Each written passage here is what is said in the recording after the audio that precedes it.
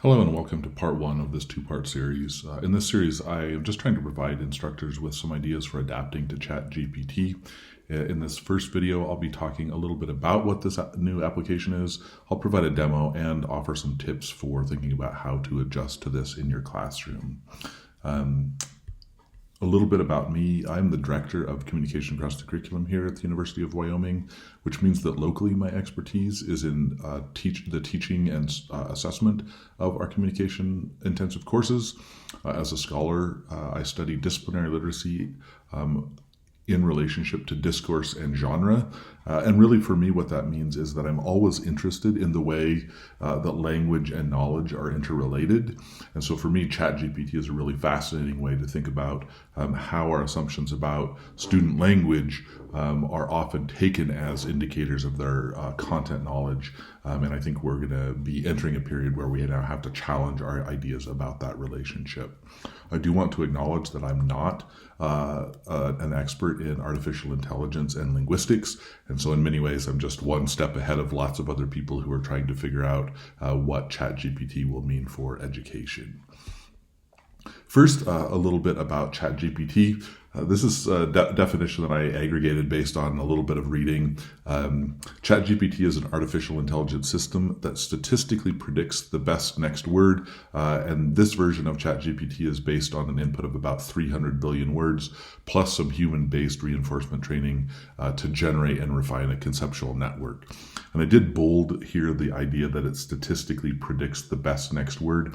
For me, when I start to get a little bit creeped out about this technology and how good it seems to be, it's somewhat calming in some ways to realize that what it's actually doing is just pulling from a gigantic database of words and using that to guess what the next word in a sequence is. Sometimes it can do that really, really well, and other times it does a frighteningly bad job of that. In terms of its strengths, based on what I'm seeing so far, it's pretty good at summarizing text. So if you give it a long text, it can do a pretty good job of trying to bring that down to a smaller level. It's very, very good at generating some kind of baseline text for a writer to work with. It also, some writing centers are finding that they're excited about uses in helping students to brainstorm possible ideas for writing. And it's pretty good about using transitions between paragraphs. At the same time, one of its limitations is structuring ideas from sentence to sentence. So often it will have sort of odd gaps moving from sentence to sentence. So I would say that structuring is, at least right now, both a strength and a limitation of the application. Probably the major limitation right now is inaccuracy. Inaccuracy anywhere between, say, 98% accurate to like maybe 98% inaccurate. So just wild swings in how accurate the information that it's providing is. And that seems doubly problematic to me because even though it could be entirely wrong, the sort of general tone of ChatGPT is quite confident. And so I'm worried a little bit about as people start to use this as we move forward as a way of learning information, I don't know that they will recognize when information is inaccurate. Others have already shown that ChatGPT still does have built in some of the bias and prejudice of the initial text database. And that's despite specific training that's supposed to prevent it from, providing toxic answers. It does have a lack of recency, and that's primarily because the initial 300 billion word data set is at least probably a year old, maybe older than that. So it is getting new information as people are charging with queries, I think, but it seems to know less about more recent topics. For those of you who may have seen the NPR story about a college student who wrote a detector, the two things that he was using to detect ChatGPT were what he called perplexity and burstiness. And so essentially he's finding that the sentences produced by ChatGPT are less complex than human-generated sentences, and they also are more often of the same length rather than written with varying sentence lengths. And then just a couple of tricks that ChatGPT can do that you might find interesting. Apparently, if you hand it a menu for the week, it can use that to generate a shopping list. Some professors have reported giving it prompts that will, as they're preparing their own lectures, and they're finding that it does provide pretty good draft material. And another emerging use is providing feedback on student writing. In terms of how ChatGPT works, I want to provide a screen cap here on the screen. I'll also show you a video so you can see that in real time, and I'll talk through a couple of saved chats. In the screen capture, this is a demonstration of its ability to summarize. So the prompt that this person gave ChatGPT was simplify the following text written by a historian into something a college student could understand. And I'll read this out loud, just the first sentence of this historian written text. This study examines the development of international mobility traditions throughout the Caribbean with reference to both macrostructural forces as superordinate determining factors and to individual and household behaviors as micro-level actions responding to and resisting the constraints, pressures, and counter-pressures of the world's political economic environment. And ChatGPT summarizes that as this study looks at how people in the Caribbean have moved from one place to another over time. It considers both big, broad factors that have influenced this movement and the choices made by individuals and families. So here you can see that it's capturing the overall ideas pretty well, obviously at the expense of some of the specific terminology that in a classroom we may hope that students are taking on and starting to use on their own. What does seem exciting about this, though, is that ChatGPT may provide a sort of paratext to go alongside more complex reading as a way to help students get initial access to some of that.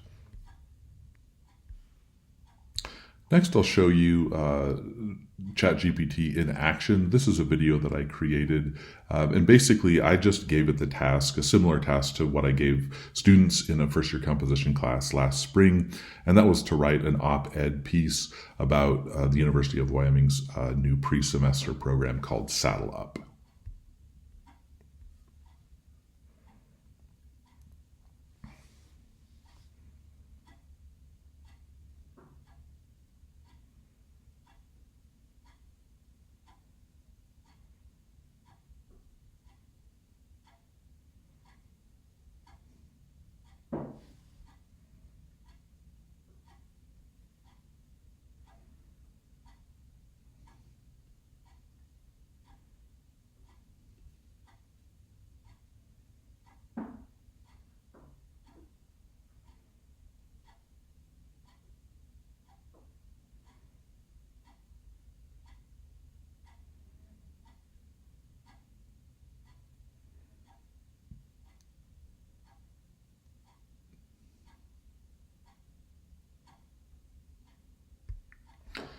So what you may have noticed as it was generating that response is it thinks that UW refers to the University of Washington. So apparently statistically, it's most likely that that is the case. And so it's making that initial response error. What is not clear to me in this response is whether it's basing this response on actual information about the University of Wyoming Saddle Up program, or whether it's just generating this based on the information that it has in its network about pre-semester programs in general. And so that's an interesting component here. The level of depth is not what I would expect from a student who's writing an op-ed. Additionally, the way that I teach op-eds is to include personal experience. That's the great advantage and appeal of that kind of genre.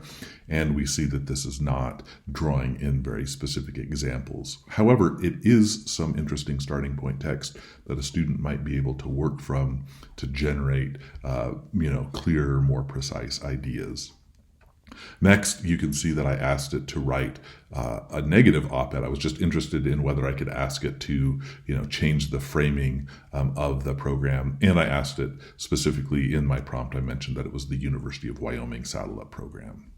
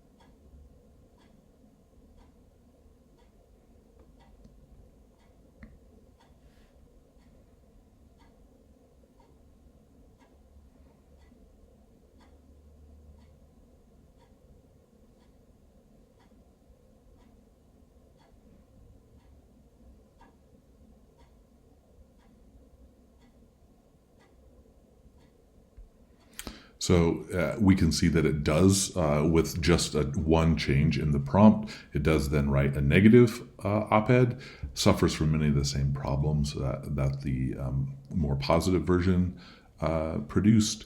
We can see that it did learn to refer to this as the University of Wyoming rather than University of Washington satellite program.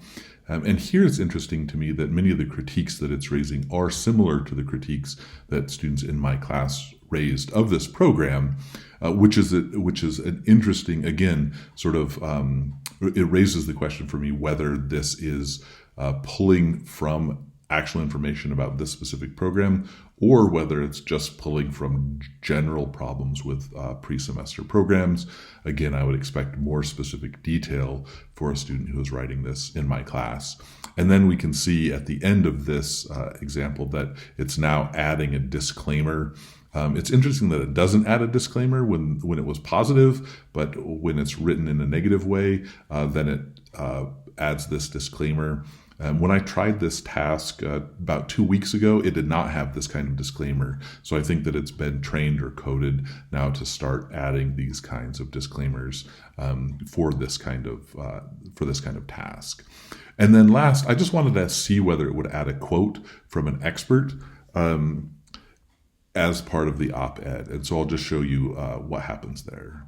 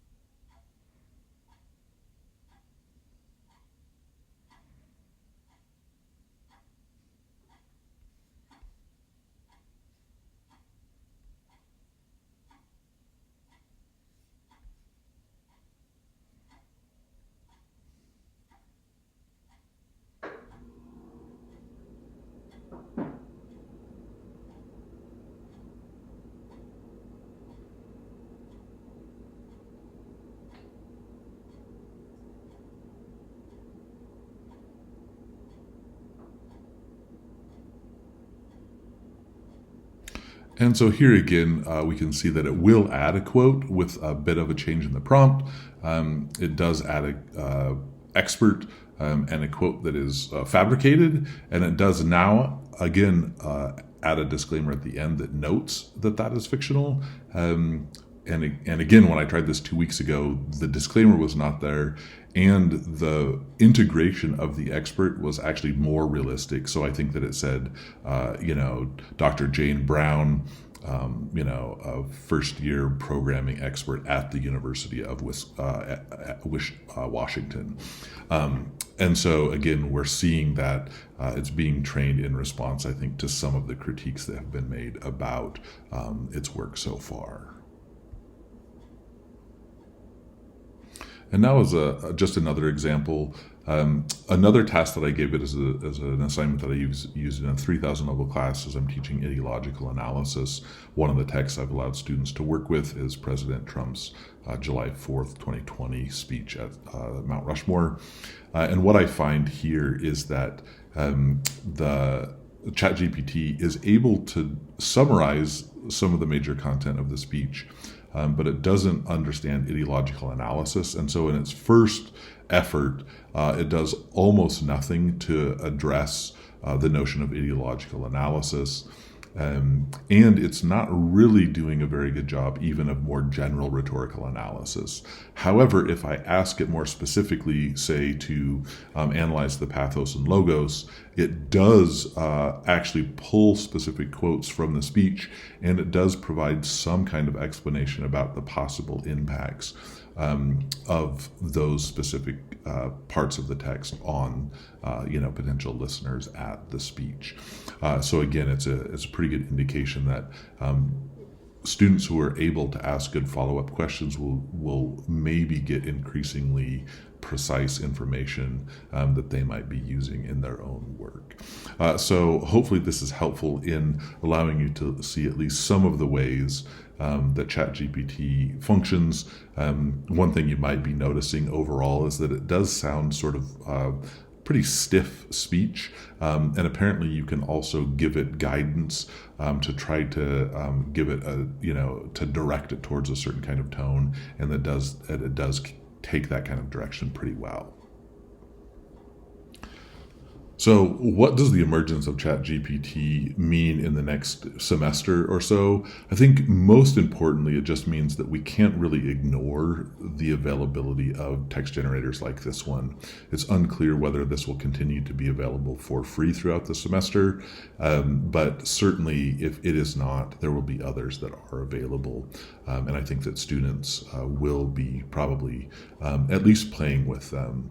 I do think that there are multiple possible defenses or responses in terms of how you choose to integrate ChatGPT or reset your academic dishonesty policy. I do think for the short term that if your choice was to try to entirely discourage students from using ChatGPT in your course, I think that's a reasonable response, but it's probably not very enforceable. Even with detectors, the level of confidence is not especially high if students make even relatively small changes. At least that's what I'm finding as I've played with it. Small changes to your prompts may make it easier to detect AI-generated text. So it seems that ChatGPT is pretty good at generating explanations of accepted knowledge because there's probably a lot that is quite similar out there in the database.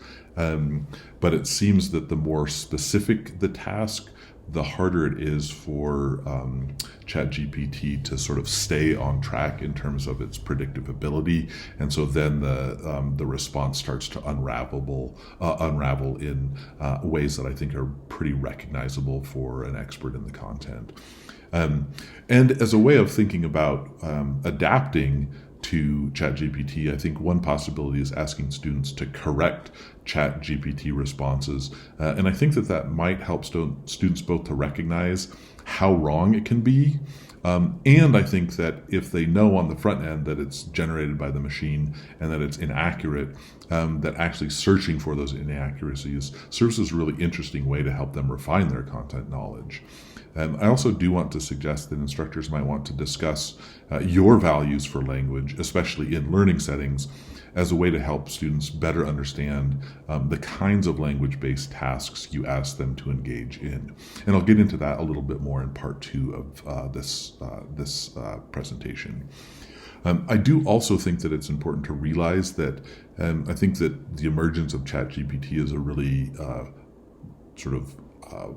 very visible reminder that we're headed towards a world where language and knowledge will be more distributed and less independent. And I think that that's a process that has been underway for a couple thousands of years, actually, right? So with the emergence of new technologies, it's very consistent for there to be, a complaint that the technology makes people dumber or that it makes people less, individually responsible.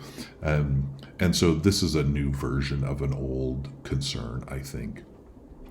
And I do want to acknowledge here that I think the COM outcomes probably do imply independent use of language. So an expectation that students are meeting the outcomes without some kind of computer-generated support. And I think in the longer term, ChatGPT may help us or force us to reconceive learning in more social terms. Finally, for this video, I just want to mention a set of additional tips and ideas. If you want more information about these, you're welcome to reach out to me, and I can share, a more extensive document with you. But these are different possible ways of thinking about what you might do in your own classroom to accommodate ChatGPT. I'm not going to read through all of these. I'll just let you pause the video and consider those. And again, please do reach out to me if you want more information.